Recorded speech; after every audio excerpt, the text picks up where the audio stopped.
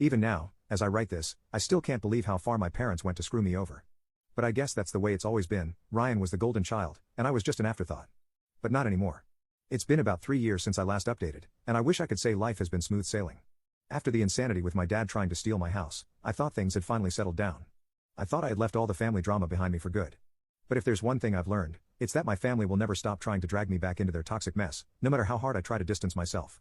Let me give you a little background before I dive into the nightmare that happened recently. 3 years ago, Megan and I finally got married. It was one of the happiest days of my life, and I can honestly say it was the best decision I've ever made. Megan stood by me through all the craziness with my family, and after the lawsuit with my dad, I knew that she was the only person I could truly rely on.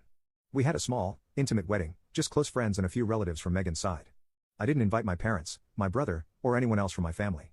After everything they put me through, the manipulation, the abuse, the lawsuit, I didn't see the point. I didn't owe them anything, and I wasn't about to let them ruin my wedding day with their toxicity. Of course, they found out. I'm not sure how, but my mom sent me a long guilt-tripping email a few days after the wedding, saying how hurt they were that they weren't invited. My dad didn't bother reaching out, which was fine by me, but Ryan, my younger brother, he was the one who lost it. I guess I should have seen it coming. Ryan had always been the golden child, the one my parents bent over backward to please. He never took responsibility for anything in his life, and he always had someone else to blame for his mistakes. After the court ruled in my favor and ordered my dad to pay me $120,000, my parents' financial situation took a hit.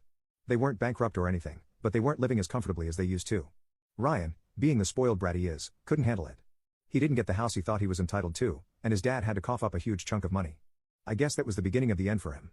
His fiancée, Karen, left him a few months after the court case. From what I heard through the grapevine, she took the baby and moved back in with her parents. I never got the full story, but I have no doubt it was because Ryan couldn't handle the pressure. And that's where I come in. In his mind, all of this was my fault. My dad losing the court case, their financial problems, Karen leaving him, it was all because of me. That's when things took a very dark turn. It was about a month after my wedding. Megan and I were still settling into our new life together, enjoying the peace that came with finally being free of my family's toxic grip. One afternoon, I decided to go for a walk around the neighborhood. I like to clear my head sometimes, just walking through the quiet streets, enjoying the fresh air. It was a normal day, or at least it should have been. I was halfway down the block when I saw him, Ryan. He was standing on the corner of the street, staring at me with this look of pure rage in his eyes. I froze for a second, not sure if I was seeing things. We hadn't spoken in years, and I had no idea why he was here, in my neighborhood. Ryan? I called out, confused. What the hell are you doing here? Before I could even process what was happening, he came charging at me.